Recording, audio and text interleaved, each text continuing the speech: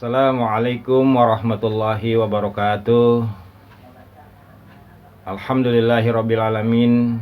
Wassalatu wassalamu ala rasulillah wa alihi wa sahbihi wa man walah amma ba'd. Sahabat-sahabat muslim yang dirahmati oleh Allah Azza wa Jalla dimana saja adanya, semoga semua sahabat dalam keadaan sehat walafiat, dilapangkan rezekinya, dimudahkan urusannya, rumah tangganya dalam ketenangan, dalam keharmonisan, panjangkan umurnya, senantiasa dicerahkan hidayah, cahaya daripada Allah Subhanahu wa ta'ala. Amin ya Allah ya Rabbal alamin.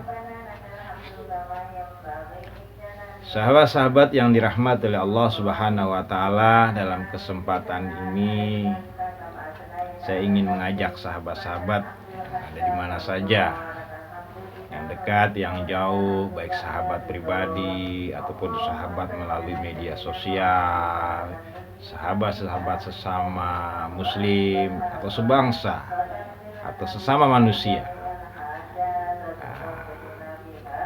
Yang jelas, mudah-mudahan aktivitas seperti ini bisa menjadi sesuatu yang baik dan bermanfaat buat kita semuanya, tentu bil khusus saudara-saudara sesama muslim. Dalam kesempatan ini saya ingin mengambil sebuah hikmah, sebuah ibroh, sebuah pelajaran yang besar dari salah seorang ulama, tokoh di dalam agama Islam yang memiliki semangat juang yang besar, keberanian yang tidak pernah surut. Yang ulama ini begitu sangat peduli dengan kualitas daripada ajaran Islam atau syariat Islam, dari berbagai hal penyimpangan-penyimpangan. Begitu juga peduli dengan kualitas kondisi umat Islam, dengan segala kelemahan-kelemahan, dari segala keterpurukan-keterpurukan yang ada. Beliau adalah seorang yang masyhur mendapat gelar sebagai Syekhul Islam. Jadi tokohnya, penghulunya di dalam Islam, yaitu yang kita hormati dan kita muliakan guru kita, Syekh Ibnu Taimiyah atau Imam Ibnu Taimiyah. Beliau sangat masyhur, terkenal dengan semangat pembaharuannya, dengan semangat reformasinya, dengan semangat perbaikan-perbaikannya terhadap ajaran-ajaran Islam dari berbagai penyimpangan, dari berbagai hal-hal yang tidak sesuai lagi dengan ketentuan Allah dan Rasulnya, atau tidak sesuai dengan tuntunan Al-Quran dan As-Sunnah. Sehingga beliau banyak menjadi figur di kalangan para sahabat-sahabat pembaharuan atau mujaddid, yang mungkin sekarang ini masyhur dikenal dengan istilah sahabat-sahabat dari paham Wahabi, atau mungkin juga dikenal istilah Salafi.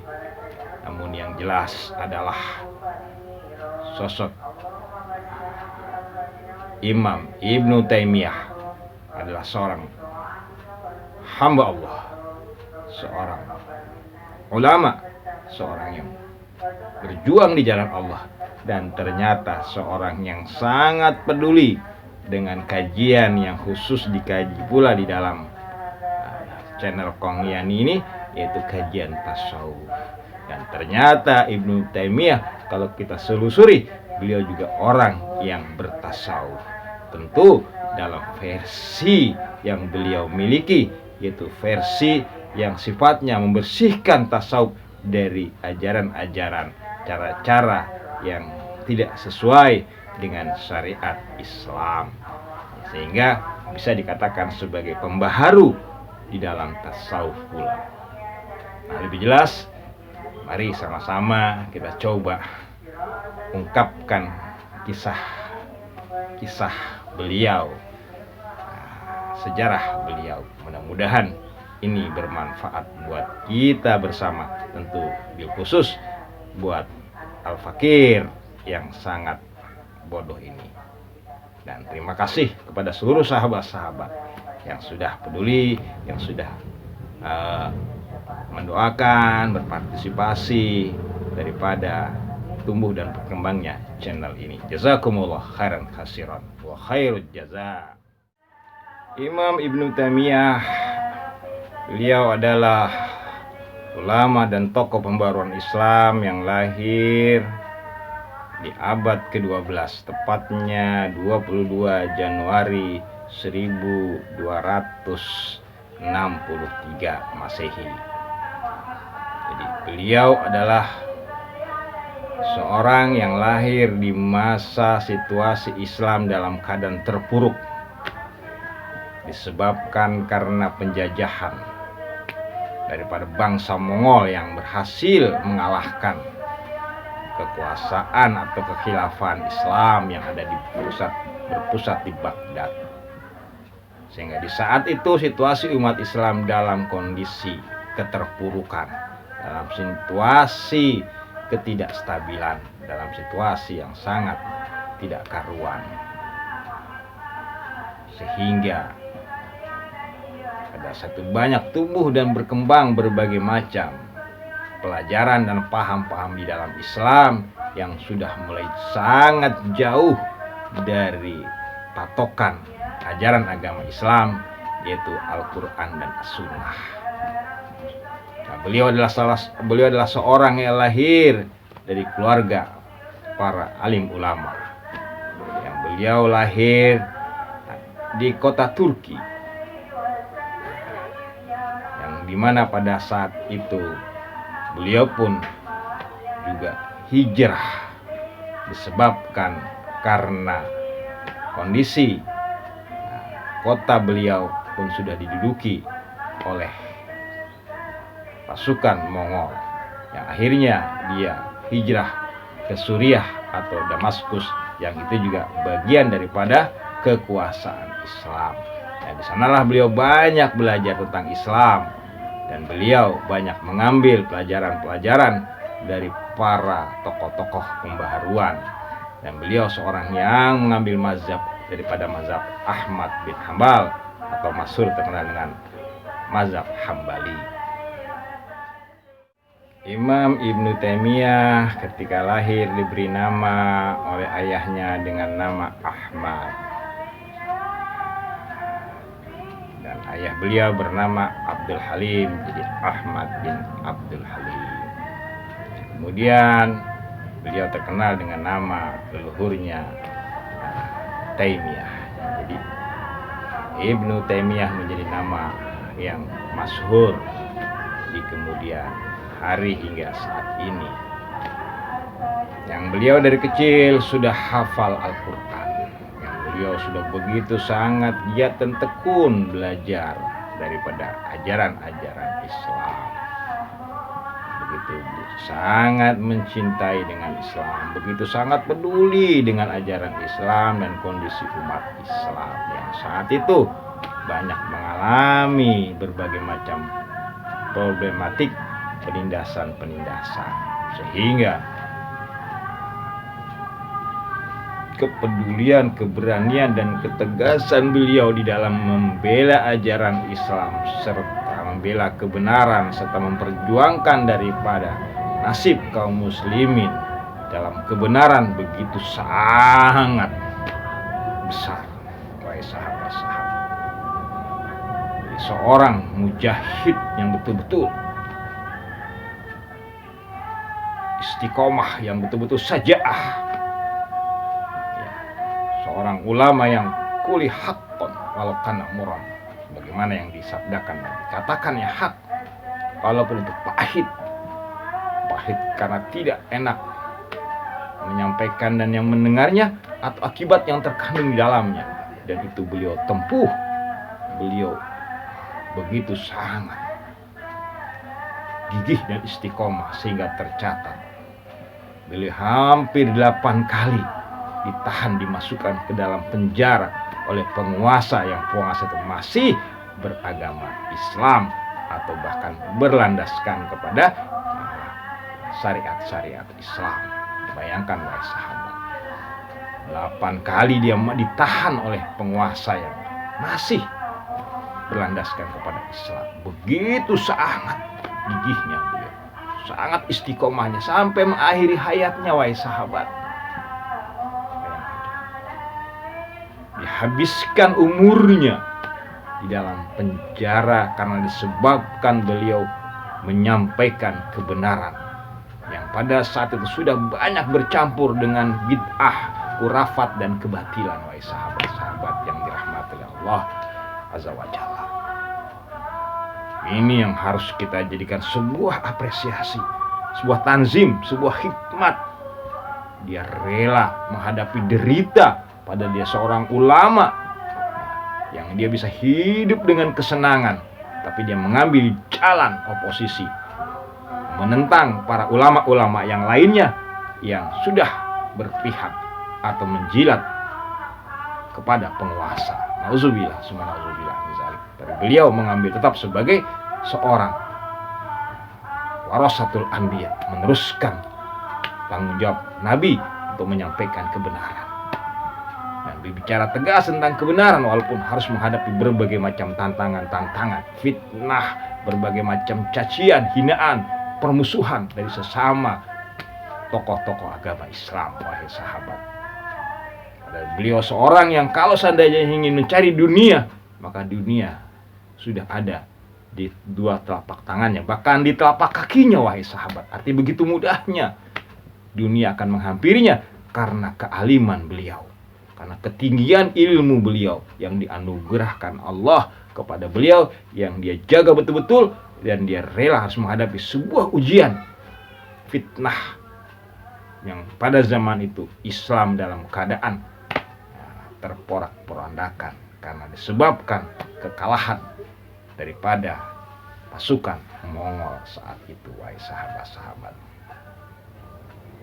Ini yang harus kita garis bawahi. Kerelaan beliau, semangat juang beliau, pengorbanan beliau, pengabdian beliau untuk menjaga daripada eksistensi, kemurnian, keutuhan daripada ajaran agama Islam dari berbagai macam paham-paham, apakah yang menyangkut tauhid atau akidah, atau yang menyangkut syariat, atau menyangkut daripada akhlak dan yang lain-lainnya, ataupun ilmu. Beliau sangat jaga kemurniannya, dan maka itulah beliau sangat dikagumi oleh para generasi-generasi yang menginginkan perbaikan dan pembaharuan terhadap Islam dengan ajarannya serta dengan umatnya, wahai sahabat-sahabat yang dirahmati oleh Allah di mana saja adanya. Moga-moga ini menjadi sebuah pelajaran yang bisa kita ambil dari semangat beliau, dari keistiqomahan beliau di dalam mengambil porsi sebagai seorang ulama di dalam Islam dan layak mendapatkan gelar sebagai Syekhul Kabir Islam. Salah satu muridnya yang beliau cintai dan menjadi ulama yang masyhur, Syekh Al-Imam Ibnu Qayyim Al-Jauzi,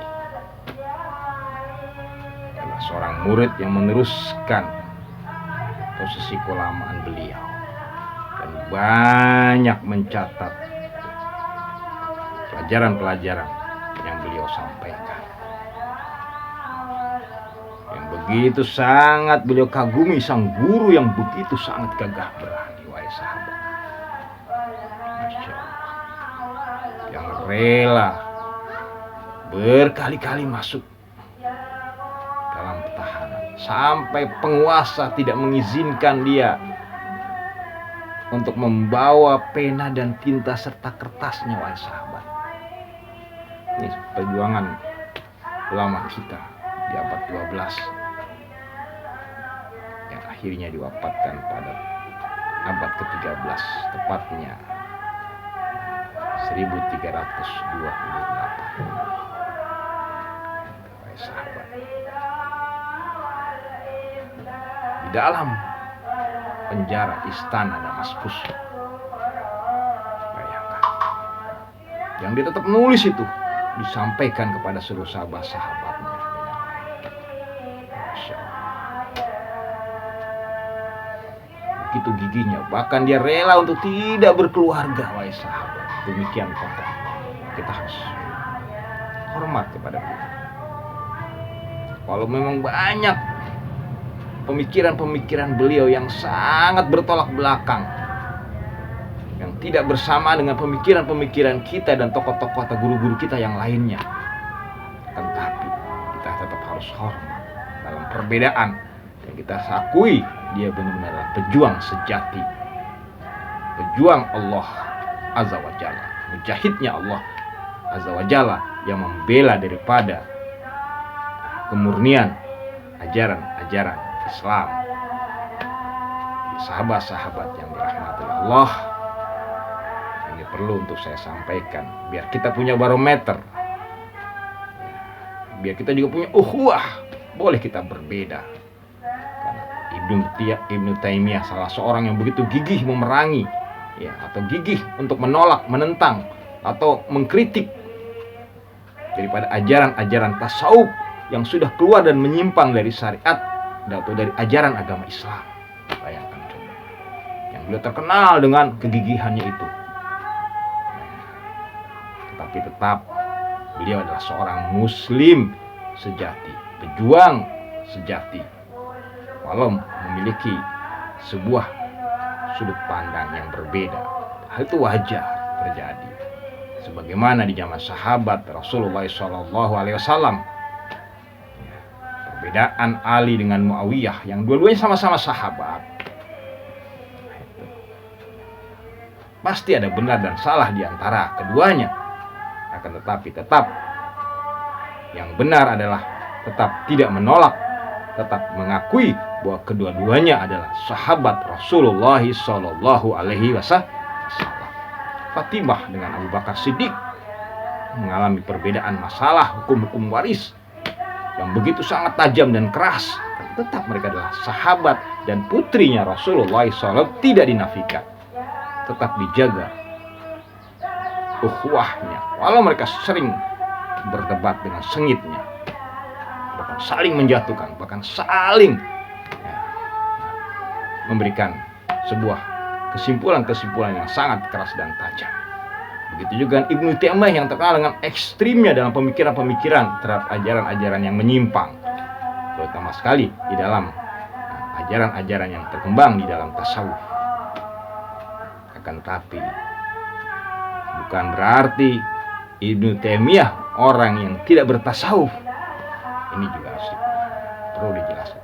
Dan ternyata kalau kita teliti lebih dalam, Ibnu Taimiyah pun adalah seorang yang bertasawuf, tapi dengan sebuah definisi, dengan persepsi yang berbeda dengan pengertian tasawuf yang berkembang pada zamannya pada saat itu. Wahai sahabat-sahabat yang dirahmati oleh Allah Subhanahu wa taala.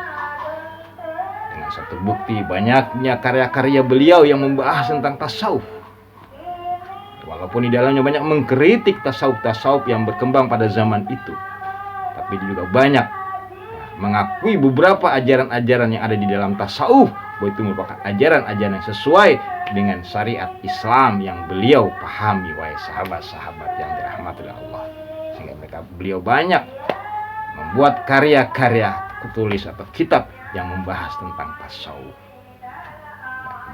Ada beberapa pelajaran-ajaran di dalam yang tasawuf yang dia terima, yang dia benarkan, itu sesuai dengan syariat Islam, dan itu pun beliau laksanakan dan boleh dilaksanakan oleh kaum muslimin. Wahai sahabat-sahabat yang dirahmati oleh Allah Subhanahu wa taala. Kitab yang masyhur yang beliau tulis adalah yang membahas berhubungan dengan tasawuf, seperti kitab Al-Furqan Baina Auliya'ir Rahman wa Auliya'i Syaitan. Ini beliau memberikan furqan, perbedaan, ya, orang yang bertasawuf yang benar, yang dapat petunjuk dari Allah, ya, dari Ar-Rahman. Tapi ada juga tasawuf yang sudah menyimpang, yang beliau definisikan sudah mengikuti daripada ajakan setan. Jadi wahai sahabat-sahabat, ada lagi kitab yang lain, ya, Darajat Al-Yakin, ya bahkan juga Majmu' Fatawa banyak mengupas tentang pandangan beliau mengenai tasawuf. Dan ternyata beliau pun kalau kita coba perhatikan informasi kisah-kisah yang disampaikan murid-muridnya, ternyata beliau pun juga orang yang bertasawuf. Sehingga beberapa ajaran-ajaran yang di dalam tasawuf itu pun beliau terima, dan bahkan beliau pun menerapkannya.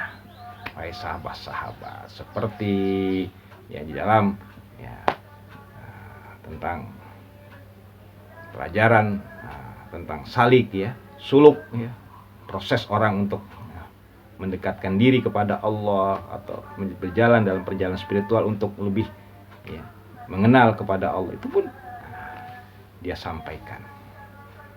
Jadi sahabat-sahabat yang dirahmati Allah Azza wa Jalla, ternyata Ibnu Taimiyah pun juga seorang yang ya, bertasawuf. Kenapa? Karena tasawuf adalah merupakan suatu hal yang alami ya, di dalam diri manusia. Sebagaimana alamnya manusia memiliki fisik, memiliki akal, dan memiliki hati atau iman atau ruh.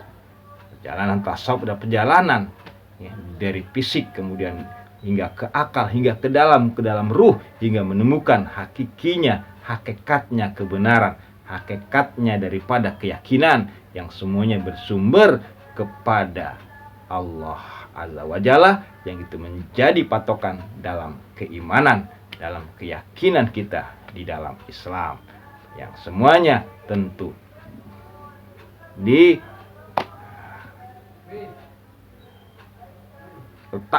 pada pondasi kalimat tauhid la ilaha illallah, dan kalimat pula yang menjadi landasan awal melangkah berpijaknya kajian dunia tasawuf atau di kalangan kaum sufi. Jadi wahai sahabat-sahabat yang dirahmati Allah Subhanahu wa taala, jadi Ibnu Taimiyah pun mengakui itu, membenarkan itu, dan mengamalkan itu hanya dalam definisi persepsi yang berbeda, versi yang berbeda.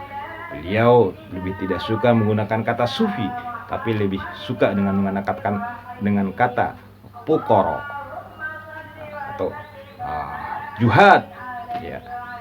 Fuqara orang yang fakir, orang yang kurang, karena orang yang berusaha untuk menghindari dirinya dari godaan hawa nafsu ya, yang menjalani hidup secara juhad atau secara juhud. Beliau lebih menggunakan istilah yang berbeda, tapi isi muatannya mengarah kepada muatan yang sama, hanya mungkin porsinya berbeda, karena beliau begitu ketat untuk mengontrol seluruh gerak aktivitas tasawufnya berdasarkan ketentuan Al-Quran dan As-Sunnah. Tapi beliau juga ada orang yang selalu bertasawuf, sebagaimana yang diungkapkan oleh murid beliau yang masyhur daripada Imam Ibnu Qayyim. Dalam setiap malam beliau berkhalwat, beliau menyendiri ibadah kepada Allah dengan membaca ayat-ayat Allah, dengan berzikir kepada Allah, dan dengan bersolat yang kadang-kadang solatnya menggetarkan tubuh beliau hingga bergetar.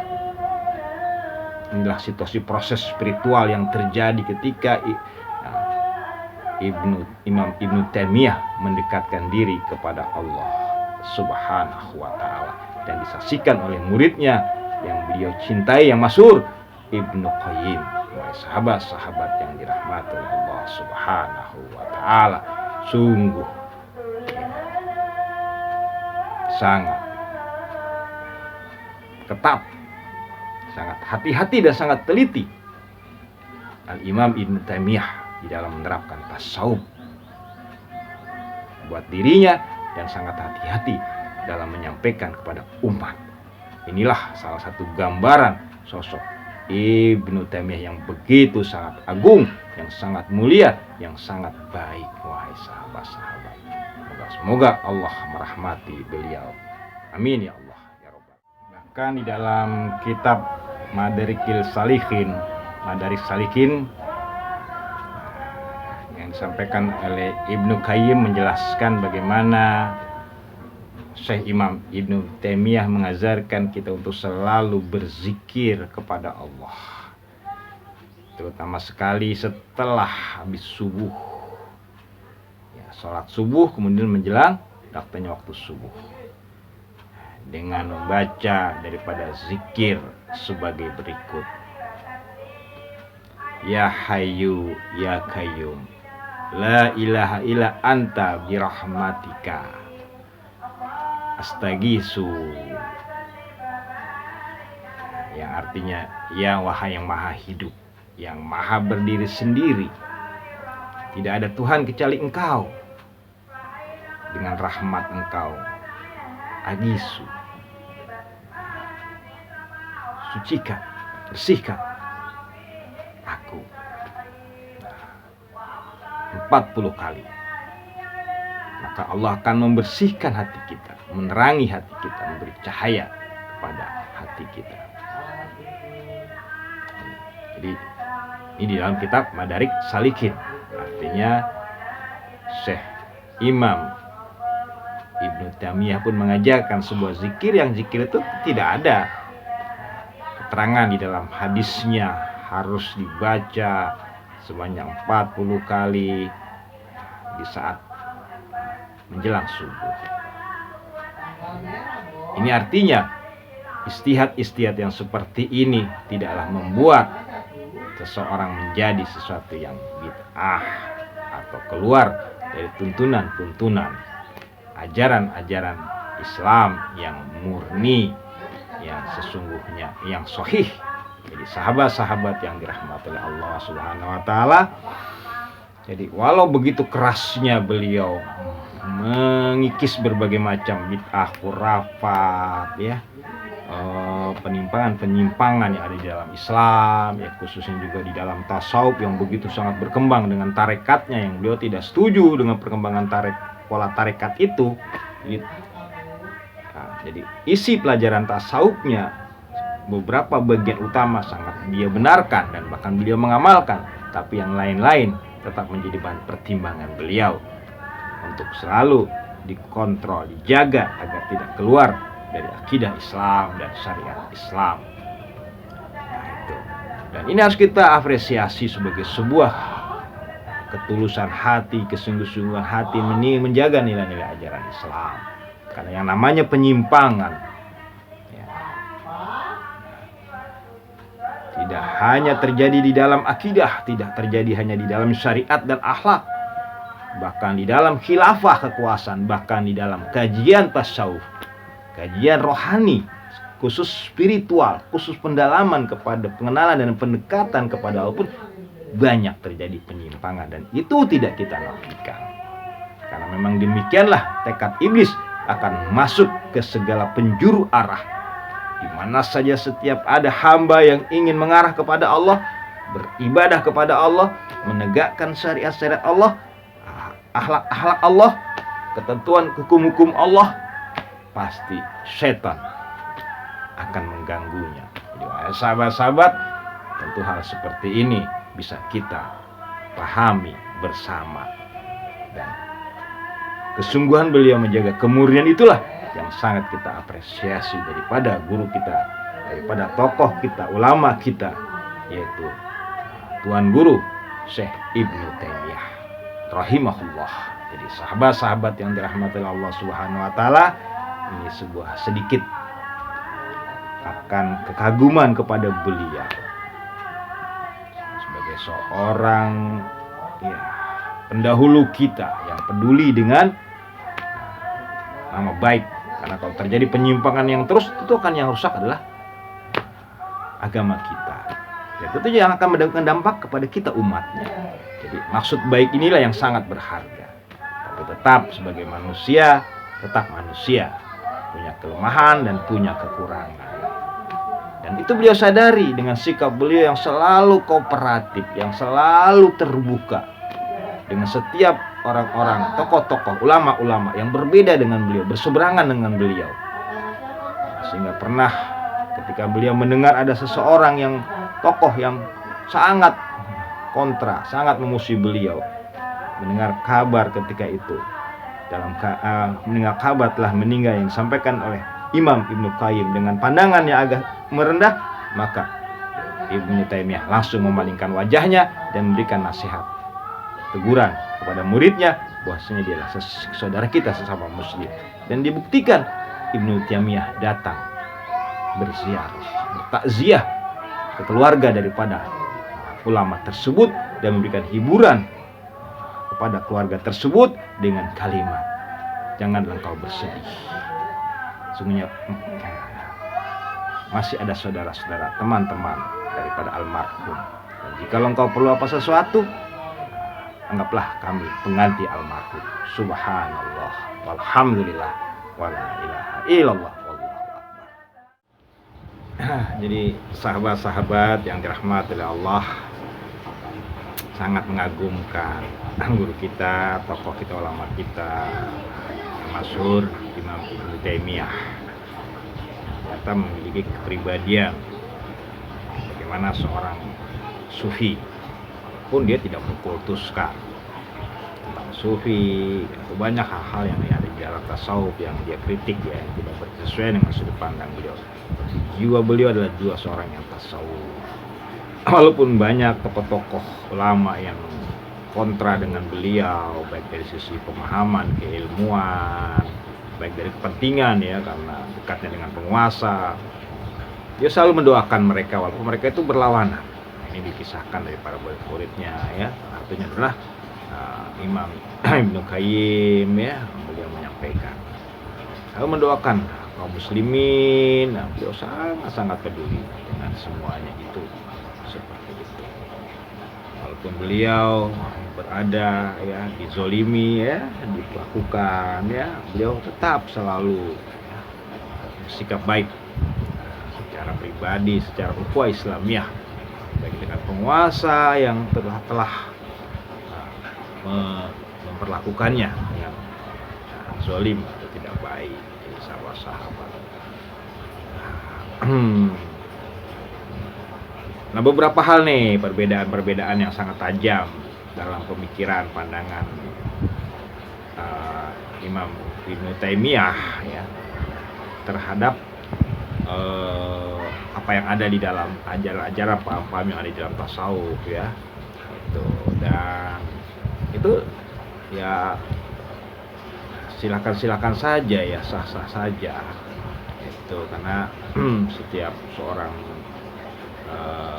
ulama atau muslim, ya, pasti diberikan oleh Allah berbagai khasanah, ya, seperti itu. Jadi jangan sahabat-sahabat, banyak perbedaan-perbedaan paham yang sangat tajam. Itu menyangkut tentang paham wahdatul wujud nih, yang dari Syekh Imam Ibnu Arabi, yang sangat masyhur, ya, dengan wahdatul wujudnya. Beliau sangat menentang keras. Kenapa? Ya karena karena itu bisa memporak-porandakan fondasi akidah Islam, itu yang beralasan kepada tauhid, yang akhirnya akan berubah menjadi kepada sesuatu yang bernisbatkan kepada makhluk, lah, kepada manusia, wajar, seperti itu. Kemudian pemahaman tentang ujlah juga beliau nggak setuju. Kalau khalwat, ya, setuju, karena beliau juga sering berkhalwat di tengah malam, ya, seperti itu.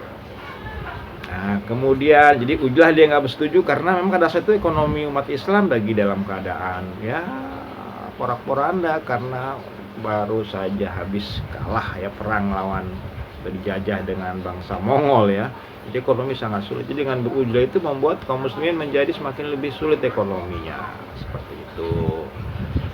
Kemudian pengkultusan, ya, karena dalam tasawuf itu memang banyak menimbulkan pengkultusan, ya. Jadi tasawuf itu menurut Ibnu Taimiyah nggak mesti harus ada pengkultusan.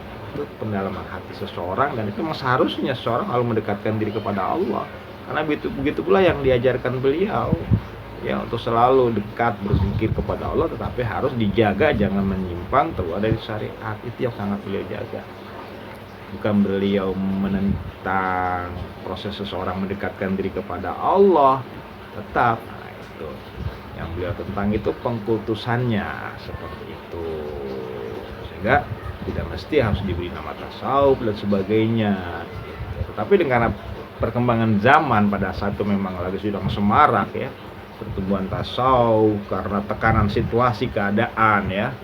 Karena memang tasawuf itu sejarahnya selalu timbul dalam situasi masyarakat lagi dalam keadaan goncang ya, keyakinannya ya, hatinya, imannya itu, sehingga pelajaran tasawuf itu bisa menjadi penyejuk, bisa menjadi penguat ya, pengendali situasi seperti itu. Tapi tidak boleh terlalu jauh dan akhirnya malah meninggalkan kehidupan yang nyata, apalagi sampai keluar dari akidah dan syariat. Ini yang sangat diingatkan oleh Syekhul Islam daripada Imam Ibnu Taimiyah, wahai sahabat-sahabat. Jadi kita temukanlah ininya, sinkronisasinya, titik temunya, toleransinya ya, karena masing-masing berbeda zamannya, berbeda situasinya, sehingga terbentuknya ulama pun berbeda. Nah, jangan nanti malah ditafsirkan seolah-olah Ibnu Taimiyah itu melarang tasawuf. Tidak. Walaupun dia lebih suka tidak menggunakan istilah tasawuf, karena menurut dia kata tasawuf itu bukan dari kata sufa, tapi dari kata sufi yang artinya pakaian berbulu domba gitu. Dan seorang tasawuf tidak mesti harus pakai bulu domba. Nah, itu seperti, dan tidak mesti harus menyepi, tapi dia bisa dalam keramaian gitu. Jadi cukup modern. Jadi makanya orang-orang luar memberikan dia sebagai neo. Sebagai neo sufi ya.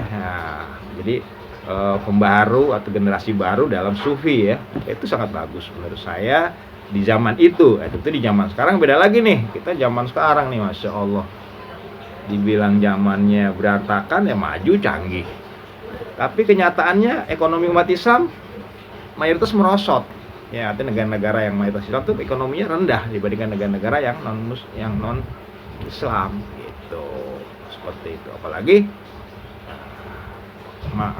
pendidikan, pengetahuan makin canggih ya, tapi kok etika makin rendah. Ini kan suatu yang misteri juga lah begitu. Seharusnya kan ekonomi masyarakat makin bagus, tidak peduli oleh perbedaan agama, terus karena ilmu pengetahuan makin canggih, terus etika manusia makin baik. Ini malah ada sesuatu yang nggak sinkron gitu.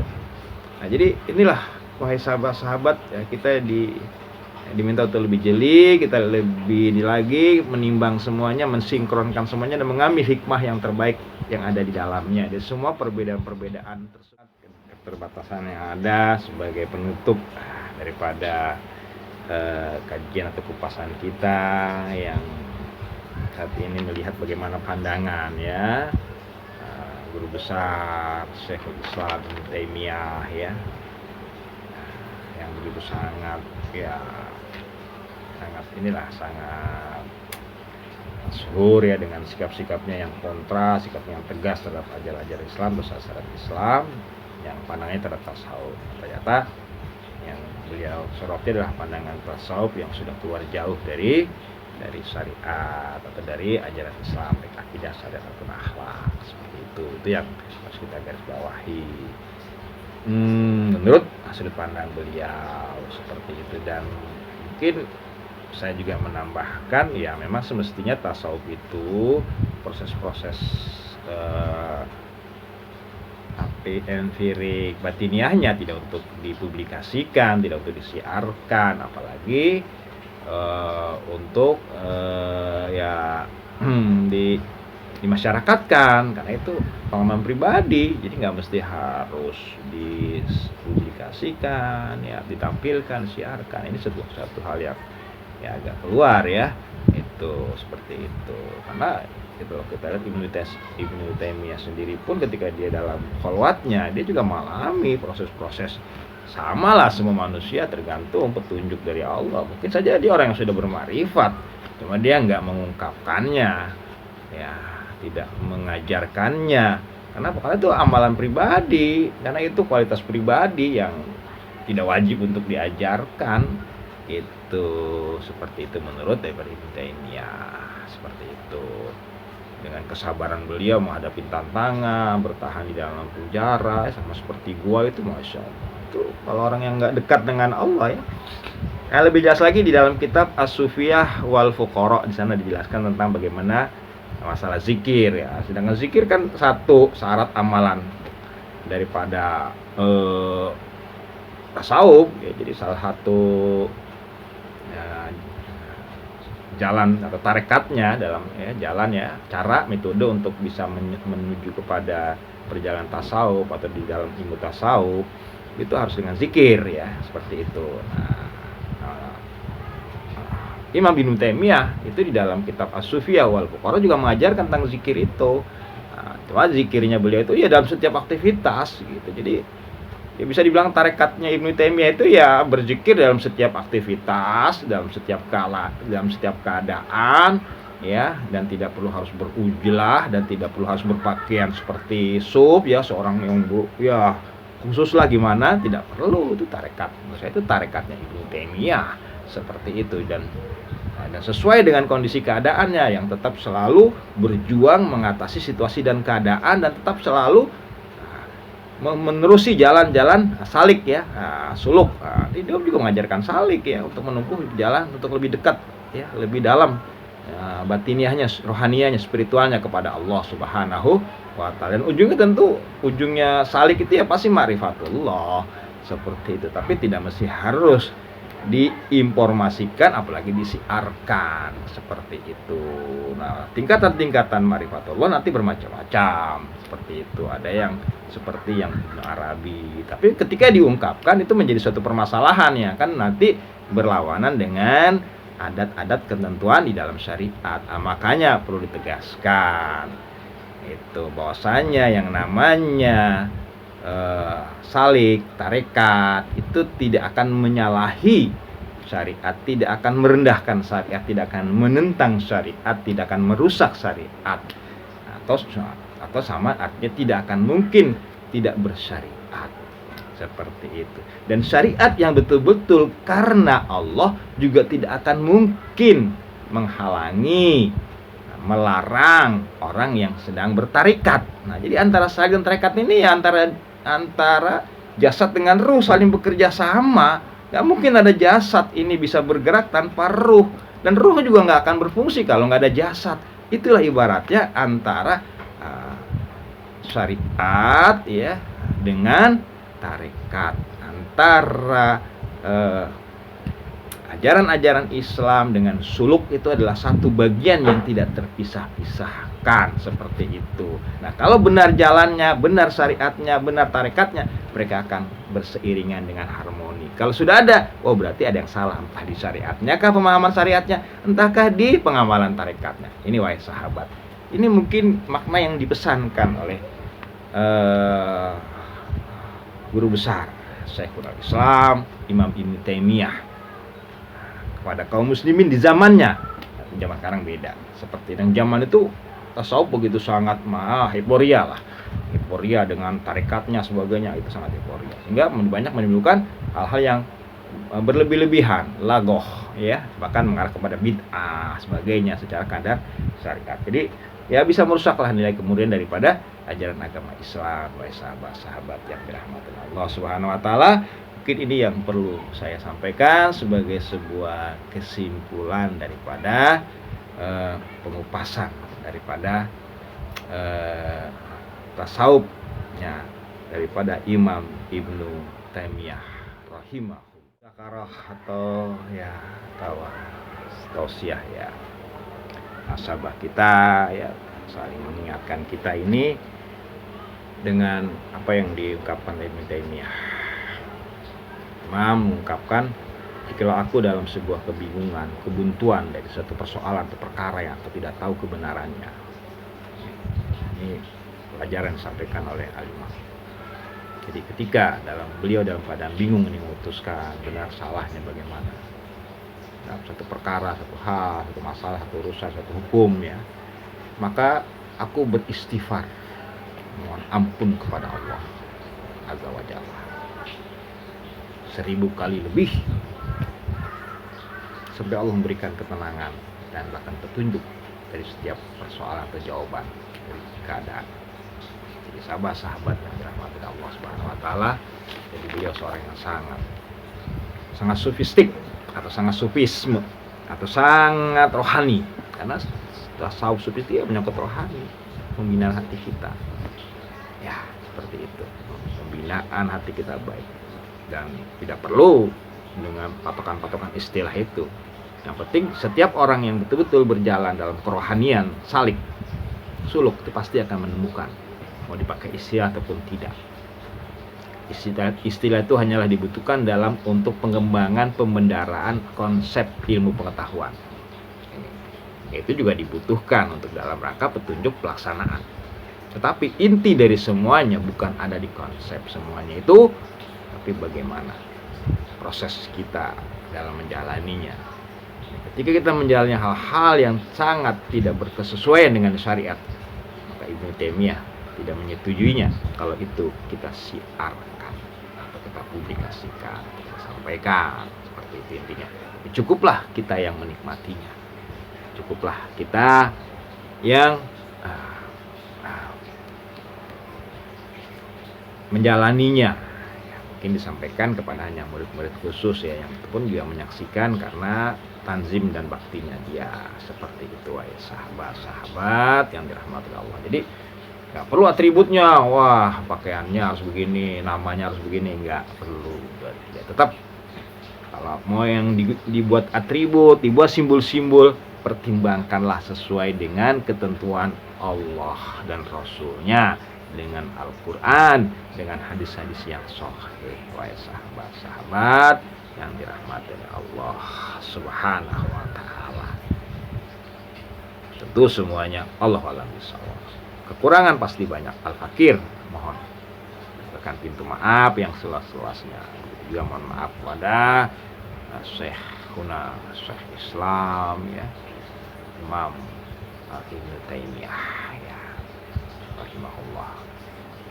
Dan beliau mendapatkan tempat yang istimewa di sisi Allah Subhanahu wa ta'ala, dan kita mendapatkan ilmu yang baik dari beliau. Sekali lagi, segala kekurangan mohon dimaafkan. Ya, ihdinas siratal mustaqim.